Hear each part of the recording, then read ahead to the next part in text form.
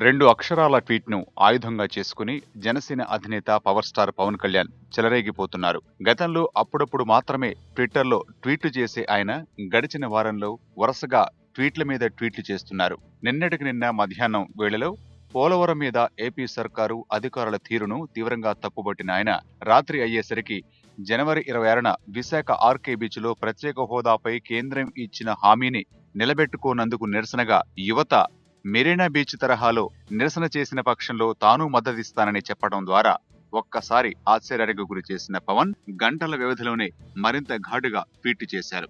కేంద్రం తీరును తీవ్రంగా తప్పుబట్టడమే కాదు, ఉత్తరాది అహంకారం దక్షిణాదిని చిన్నచూపు చూస్తోందన్న భావం వచ్చేలా పవన్ ట్వీట్ వ్యాఖ్యలు ఉండటం గమనార్హం. గాంధీని ప్రేమిస్తాం, అంబేద్కర్ ను ఆరాధిస్తాం, సర్దార్ పటేల్ కు సెల్యూట్ చేస్తాం, రాజ్యాంగాన్ని గౌరవిస్తాం. కానీ సంస్కారం లేని ఉత్తరాది నాయకత్వాన్ని మాత్రం భరించలేం. దక్షిణాది భారత ప్రజల ఆత్మగౌరవాన్ని దెబ్బతీస్తూ కించపరిస్తే మాత్రం చూస్తూ కూర్చోం, మెడలు వంచి కూర్చోపెడతాం అని ట్వీట్ చేశారు. ఉత్తరాది రాజకీయ నేతలు దక్షిణ భారతదేశంలో ఎన్ని భాషల వారు ఉన్నారన్నది తెలుసా? వారికి తెలిసిందల్లా అందరూ మద్రాసీలే అంటూ మండిపడ్డారు పవన్.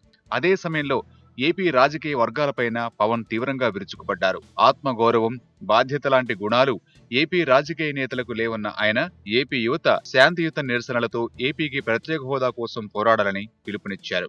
ఇచ్చిన హామీని సాధించుకునేందుకు శాంతియుత నిరసనల్ని చేపట్టాలన్న తాజా ట్వీట్ ఇప్పుడు అందరి దృష్టిని ఆకర్షిస్తోంది.